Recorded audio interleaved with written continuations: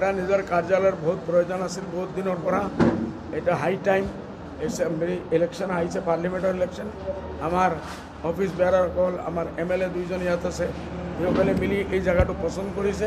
ময়ো ভাল পাইছোঁ মেইন ৰোডৰ ওপৰত আছে আৰু এই এনেকুৱা এটা অফিচৰ আমাৰ প্ৰয়োজন আছিল আৰু আমাৰ মানুহবিলাক ইয়াত আহিব পাৰিব ৱৰ্কাৰবিলাক বহিব পাৰিব ইয়াত বহি ৱেল প্লান প্ৰগ্ৰাম লৈ এনেকুৱা ইলেকশ্যনত নামিব পাৰোঁ সেইটো ডিচিশ্যন ইয়াত হ'ব আৰু আমি যুদ্ধত কামিয়াব পৰাঞ্চলত জয়ন্ত মল্ল বৰুৱাই নিৰ্বাচনী ৰণডংকা বজালে য'ত আপোনাৰ যথেষ্ট সন্মান আছে কি প্ৰভাৱ পৰিব একো নপৰিব চবে জানে आया राम आगे ना राम ना अल्लाह कुछ भी नहीं वो तो खाली मुसलमानों को ठगने के लिए ये लोग पहले चर में गया था क्या कभी नहीं गया ले जाके एक रात बांध के रखो जयंत मल्ल को तो पार्टी ही छोड़ देगा पॉलिटिक्स भी छोड़ देगा इतना मच्छर उसको काटेगा इतना काटेगा ओके राइजक उद्देश्य कर अपना ब्रह्मपुत्र दलिए দিব বুলি কৈছিল জয়ন্ত মল্ল বৰুৱাই কোনে জয়ন্ত মল্ল বৰুৱাই ওই সকল মিনিস্টার আছে যাক লাগে মার্ডার করে দিব হ্যাঁ যাক লাগে একদম মাটি নিচে দাবাই দিব কোনে ধরিব পারিব আল্লাহর ওচৰত আপোনালোকে দোয়া কৰক আল্লাহ সিসকলৰ গজবৰ পৰা আমাক বাচাওক আৰু আল্লাহৰ গজবৰ পৰা সিসকলক বাচাওক সংখ্যালঘু মানুহৰ ভোট বিচাৰিছে নেকি বিজেপিয়ে যে সংখ্যালঘু মানুহৰ ভোট বিচাৰিব বিউকে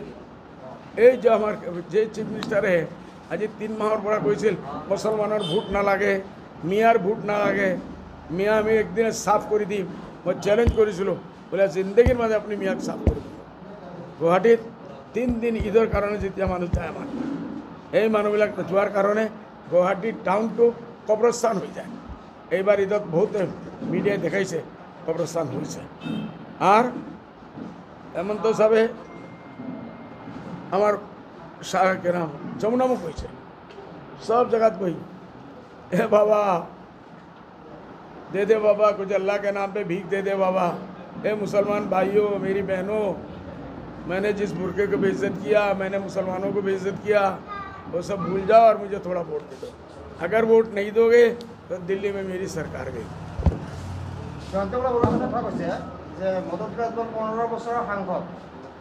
তিনটা টার্মস পার করেছে 75 কোটি টাকা পাইছে কেউ কোনো ধরনের কাম করে নাই গতিকে আমি ইনকোয়ারি লগাম ইমিডিয়েট ইনকোয়ারি বহিব কোনে জয়ন্ত মল্ল বৰুৱা 1000 ইনকোয়ারি লাগাও 75 কোটি টাকা পাইছো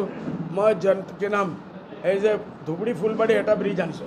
তেখে জানে নেকি এইটো কিমান কোটি টাকা মেডিকেল কলেজ আনিছো তেখে জানে নেকি আৰু বিভিন্ন বস্তু আমি যেটো আনিছো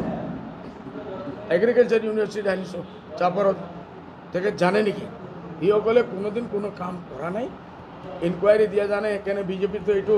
এইটোই হতিয়াৰ ইডিত ইনকোয়াৰি দিব CBI দিব আৰু কাৰ দিব আৰু কাৰ দিব দি থাকক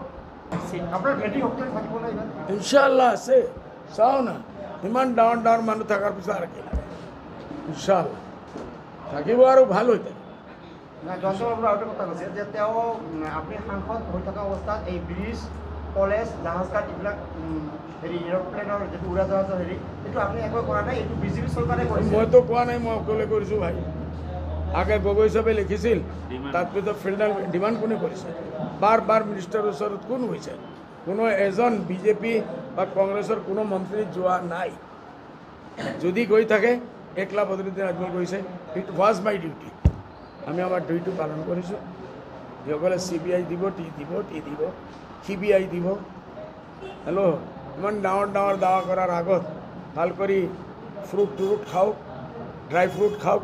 অলপ মগজৰ শক্তিটো বাঢ়িব এই যে কৈছে কোন আছিল